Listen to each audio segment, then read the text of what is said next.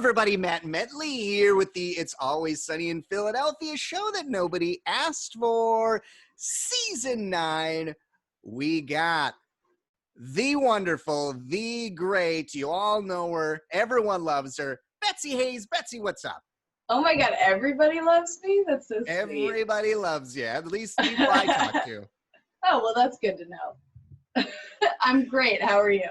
Wonderful. We will go through our favorite moments, quotes, characters, and this one, I just said it before we went on, it is the 100th episode of It's Always Sunny in Philadelphia. The gang saves the day, which means it's the 100th episode also of this podcast. I've done 100 videos or podcasts, so congratulations, I would also say to me. I was just going to say, congratulations to you. You stuck with it for 100 episodes. How's it feel? You were around at the beginning when I told you I'm doing this idea. It was about 2 years ago, 2.5. It's great. I just get to talk about my favorite show with some of my good friends. So how can you go wrong? It's fun. This episode is no different. This one is pretty great. So let's just get into it. The gang saves the day. It is also a different type of show. I remember in real time watching this and being like disappointed in it. Really? Yeah, because I was like, that was all over the place. What really happened? But rewatches, I mean, it's because you don't really know what's going on at first. You're like, wait a second, Mac is like kicking his ass. What is happening? You don't get it right away until you kind of get into it. Yeah, I actually rewatched the very first 5 seconds of the scene to hear what Frank, because Frank tells the reason why they're even in the store in the first place. Those hot dogs, baby. And then it perfectly sums up the episode. But I was like, wait, what is he saying? Hot dogs? Okay, I just want to make sure I know why we're here. We're in a gas station. In a gas station for hot dogs. Charlie wants to get a beer, and everybody's bickering about everybody else gets a beer. Dennis is bickering at him not to get a beer. Because they work in a bar. Which they own and they drink for free. And yes. So yes. But they're like, well, I don't want to be the only one not drinking. So the place gets robbed, the convenience store gets robbed, and we just get the title card. We don't really know what's happening. The gang saves the day. I mean, any initial reactions to seeing that? Not really. No, you didn't think they would actually save the day? No, I mean, the title cards, doesn't tell you a lot of times. So I'm just like, okay, I'm in for whatever's about to happen. I'm ready for it. Yeah. So the first one, so we could split these up fairly evenly. The first one is Mac.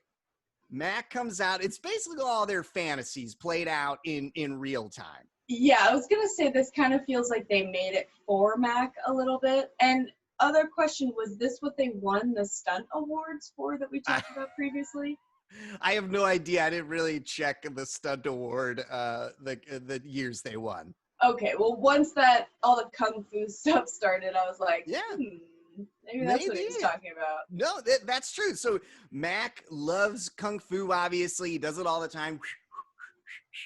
That whole thing. With the sound effect, too. Yeah. So he's just beating on guys, and, like, he's really good. He does all these cool off. And he's like, say cheese. He throws it in there. And he keeps, like, getting the puns wrong. He's like, was the pun right? Was that pun right? So even in his fantasy, he doesn't have comedic timing. Wait, I wrote something down. I wrote, what is a pun? Doesn't he say that? What is a pun? What is a pun? Yeah, he obviously does not get it. Another thing that I wrote down, and I don't know if anybody else would understand this, but the song that plays while he's fighting off all these people is called Smack My Bitch Up. Yes, Prodigy. Which, okay, I didn't know the band, but also 2 things. One, he literally smacks D when that lyric is said, which I thought was amazing. 2, that is the song that they used in the original Charlie's Angels, or not the original, the one with Cameron Diaz and Lucy Liu and Drew Barrymore, when they have this epic fight scene. And as soon as I heard the song, like, that's just the most epic fight scene song that you can choose. And I was like, so into it. That is an amazing song. It's too bad the lyrics are Smack My Bitch Up. I'm not mad at it. Well, they actually got in trouble. They went on tour with the Beastie Boys, and the Beastie Boys were like, you cannot do that song. And this is like before woke culture even really like comes about. This is like 2001 and shit. And the Beastie Boys were like, absolutely not. You can't do that song. They did it anyways and like got kicked off tour. So fun little side tangent there. But Mac, when he hits D, he also like looks at the camera and gives a little like, I don't give a shit that she just died, or she dies. She dies. Well, yeah, because they look at him like, are you going to protect your people? Like, is this your weakness? And he's like, fuck no. I don't care. Well, not D people. At least for sure. Yeah. So he gets through the whole thing. He goes to heaven because it's Mac, and he needs to obviously, and God is a buff dude with all buff dude angels, including Rex. I knew you were gonna say buff dude because as soon as he got to heaven, I thought buff dude heaven, like on the nose, buff dude heaven. Buff dude heaven. He gets up there. Rex is there, who we've seen in a couple episodes. He's a little reoccurring character on its own. And he sits there and he asks God what they do, and he goes, "We ignore everyone's prayers." That's it. That's his fantasy. I can't believe he didn't like take his shirt off in the end, you know, to like join the crew and like get all like, wouldn't that be part of the fantasy where he's like, now you get greased by the gods? I don't know. That is true, and he doesn't get super buff until these couple seasons now. Oh yeah. So maybe he's not quite comfortable and all. Maybe he's not as good looking under the shirt. But anything else on the Mac run here? No, that's all I have on Mac. Okay. Yeah, me too. So that's Mac's fantasy. They pan back. See, that's the thing. You don't really understand what's going on until this moment. They pan back to Mac in that shot of what's behind you right now. And yeah. So then you figure out, I got it. It's all of their fantasies or whatever. These are made up things that they're doing. Right. So they pan to D, or yeah, D is next. D next. Yeah. I love D's story. I mean, we'll rank the stories after this because it's easy to rank the stories. I fucking love this story, dude. D's story is amazing. And I cannot lie, it's very similar to how I have thought of my own story going. Not that far off. Let's dive in. She kills the whole gang, so we know that that's in her mind. That this is a possibility of her murdering all the guys. Right. And also, the killer is a woman. The killer's a woman, which helps her out a little bit. At least buys her some time. Mm-hmm. She rats out the woman, and then she needs to go into witness protection. Right. So this fucking D story, that's what I wrote. This fucking D story, she's a butler, Mr. Covington, on a television show. She marries Josh Groban. There's so much here. The face that she makes when he's like, can you do characters? And she's like... She's so excited. She does like the Grinch grin, where his grin like takes up his entire face. She's so ready for this. Her whole life has been coming to this moment when she gets it. It's amazing. I just love it so much. She gets it, and she capitalizes on it. I mean, so she plays this butler who's a guy, which is supposed to be what really happened or something. I'm a little unclear on that. What really happened? What do you mean? Well, she has to go into witness protection, so it's like usually you move to like upstate Washington and you never see anybody. She's on TV, so... Oh, yeah, of course. Was she put as a butler to do that, and then they did a TV show about it or something like that? Yeah, it was... She became famous because she was so convincing as a butler. Yes. That when somebody found out this story, they made it into a sitcom. Because of course, when you're witness protection, those people get sitcoms all the time. All the time. She's playing Mr. Covington. There is that great scene just with the family. Just everything she says in a British accent is Terrible. I have no words to how amazing it is. I said this in the last episode, but this stands too. It's hard to do an accent poorly, but well enough that it's funny. Because anybody can do like a bad accent like this or whatever, but it's hard to do it funny in a good way and be bad at it. Yeah, I mean, again, we're giving credit to Caitlin Olsen for being such a great actress. Yes. Because she can probably do accents really well. She's a trained actress, and like to do. Yeah, she's so bad. You got your sweater on backwards. She does that. Her mouth moves and her head, or whatever that is. It's so great. Can we talk about the theme song of that show? Yes. One of the lyrics. So they play like a scene where she's like, "Your sweater's all backwards." Yeah. Right. And then the credits roll, like pretending it's the end of the show. Yes. One of the lyrics of the song is, "Makes you want to put a gun in your mouth or just get real high." Oh, get real high. But it was in the vein of a real like sitcom-y theme.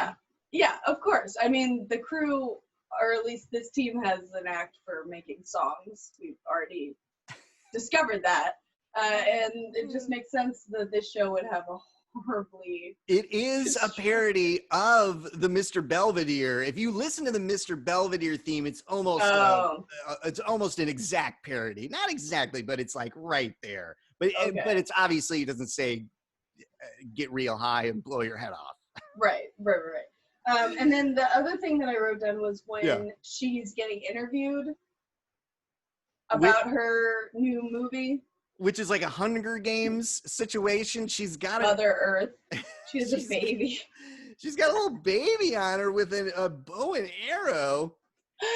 Yes, and I just love that the interviewer is like, something, you're amazing. And she's like, amazing, yes. She's so firm on that. She's living it up. I mean, she's married to Josh Groban. Josh Groban is singing to her. What's the deal with Josh Groban? Well, he's like a really good singer, almost operatic. Yeah. But women really like him. Like they swoon over him. He seems to be a parody of himself at this point. Have you noticed? I mean, he's a musician and he does these comedies. He does a great bit on Tim and Eric Awesome Show. Great job. He does these bits where you're right. He just plays up himself. Like, why not? If you're Josh Groban getting laid all the time and making $1 million, why not just end up and It's Always Sunny every now and again and make fun of yourself? It seems like the perfect life. I guess so. To each their own, whatever. Exactly. The song he sings, it's so funny because it is like, it's her fantasy. So the song can't be good. Right. It has to say that she's not a bird. And she's not, several times.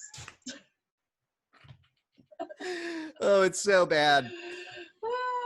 So the last beat of the whole thing, we find out she ends up with Brad Pitt. She breaks up with Groban, and she's just got to have the Pitt. Which is what I respect about Dee, is if you're gonna get famous, yes, then you get to date everyone. That's the best part. Everybody knows that's the best part of becoming famous, is that you get to just date everybody else that's famous. You date up, and then when you're on the way down, you date on your way back down. It's great. That is the fantasy. I'm on board. Oh, trust me. You are correct in that. Yeah. Anything else on the D fantasy? No, I'm ready to talk about Dennis. All right, so Dennis just immediately gets shot in the head. Straight. He had no defenses. He didn't even really talk the guy out of it. You offered him gum or something, right? No, he was like, I recognize another fisherman, and then gets shot. Like, right. Nothing.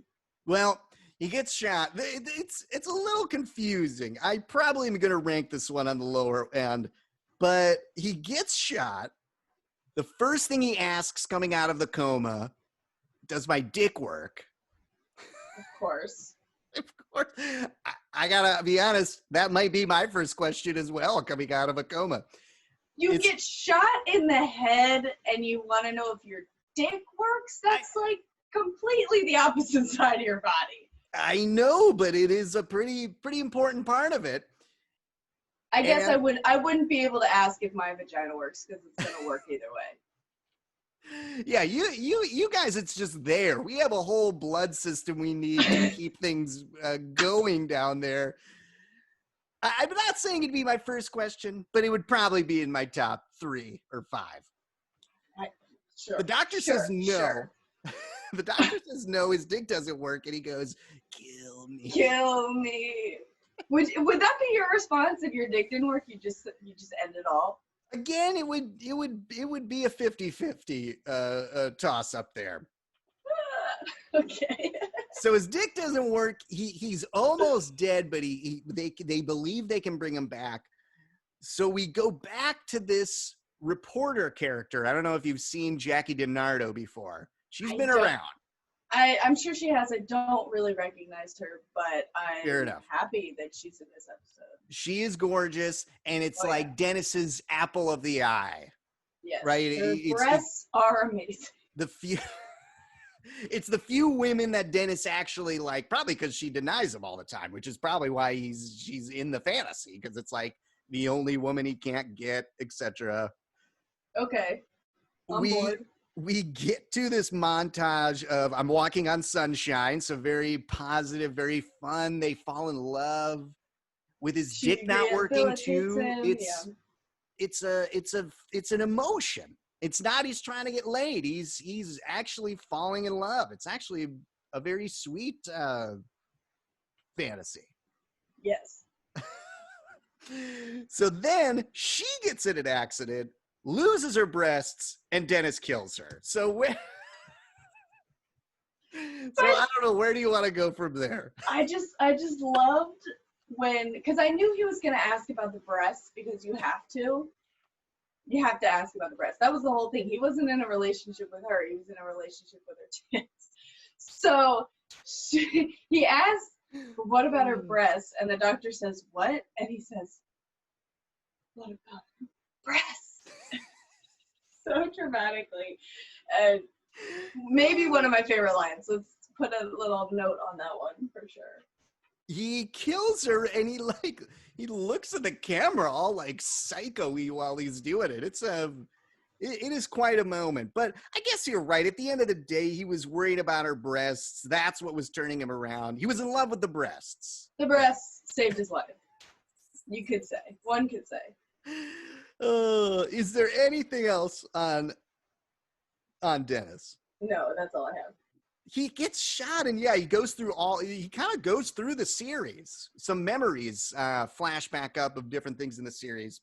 Yeah. So there you go. And then he says, I am God. I am God. I didn't really understand that, but yeah. He says it quite a bit.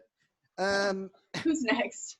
Frank's next, but we don't have to do much on him because his whole fantasy is just him eating the hot dogs he came for.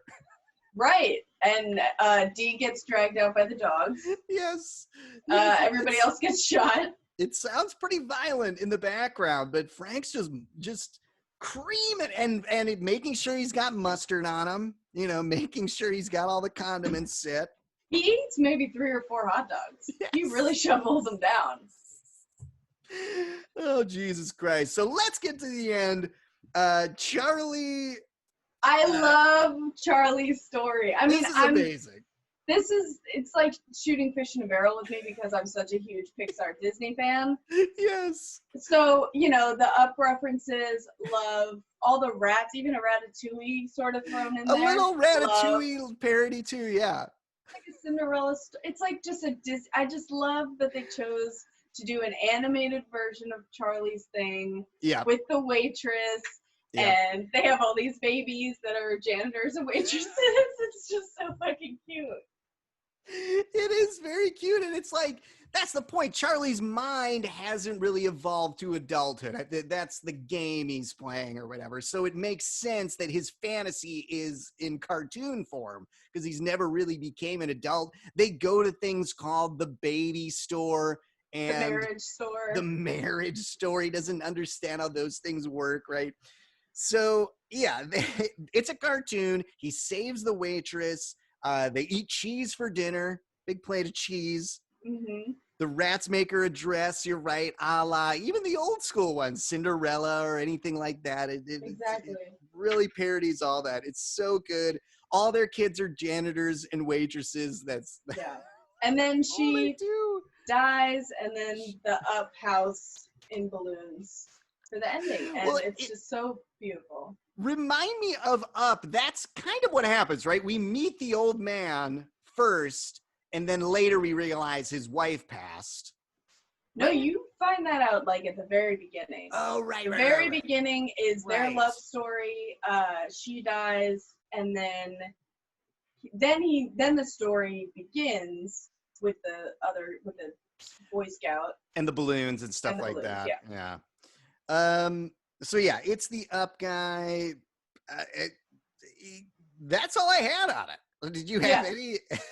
I just thought it was pure and beautiful and very Charlie, and I loved it. It is hard to talk about visual things on like a podcast too, because it's like it's a cartoon that looks great. Go watch it. It's awesome.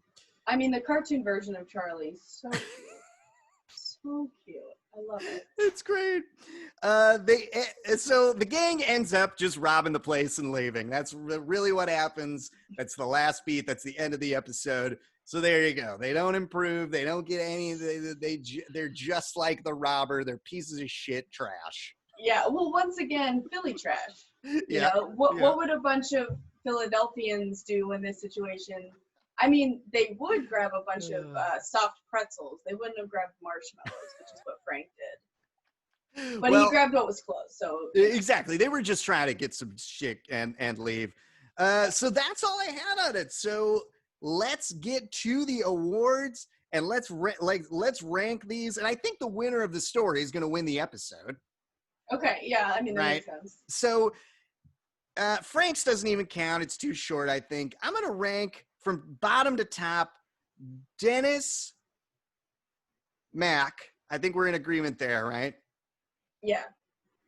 So it comes down to D and Charlie. I don't know. I could go either way. What you're probably going to go Pixar, right? I was going to go D, actually, because there's more layers, there's more evolution all the way through. Charlie's is a little one-noted, you know? True. All right. So, I'm convinced D wins the episode. She's got the biggest segment. And then first we'll do the line. Line, what did you have that you said you liked? What about her breasts? And I had the lyric from the song, and what is a pun? Those are the ones I wrote. Oh, those are good ones. What did you have? The lyric from the song is pretty funny. I had "Does my dick work?" And I had "cool off" and "say cheese." The pun thing is funny. What is a pun? Because he also delivers it so weird. That's why it's so great. Because what is fun? And they're like, "What's wrong with your voice? Why are you doing that with your voice?" But I gotta say, like that one. The television song lyric did tickle me quite a bit in real time because you're not expecting it either. Okay, so, I mean, I'm on pun. I'm team pun. All right, let's go with pun. I'll give it. I'll give it to Mac. Wackiness scale. We finally got to a wacky one, dude. This has got to be a 5 out of 5. I mean, really? Dee's married to Groban, but it's all fantasy. So right. I guess if that had all happened in the real episode, yeah, I'd give it a 5 out of 5. But it was all fantasy, and by the end of it, none of that actually happened. And all that really happened was they walked in talking about hot dogs, ran out with a bunch of stolen shit. Not that wacky. That's true. All right, you convinced me. Not that wacky. I mean, we might not get to one now that I look ahead. We're seeing some grounded. You're right. These were all the fantasies of the gang, Right. and this is it. Just the whole episode basically happened in their 5 heads. Yeah, and surprisingly, this is the 9th season, and Yeah, not that wacky. I don't know. Maybe we the haven't had a whack season. We'll get to something. Actually, Lethal Weapon is this season, so we'll get to some. That's true. That's true. Yeah. Anything else about this episode before we sign off? No, I think that's all I have. All right, beautiful. And we will see you on the next one. The next one is the gang gets quarantined, which is quite apropos for what we're going through. So we will see you then, gang. Bye-bye.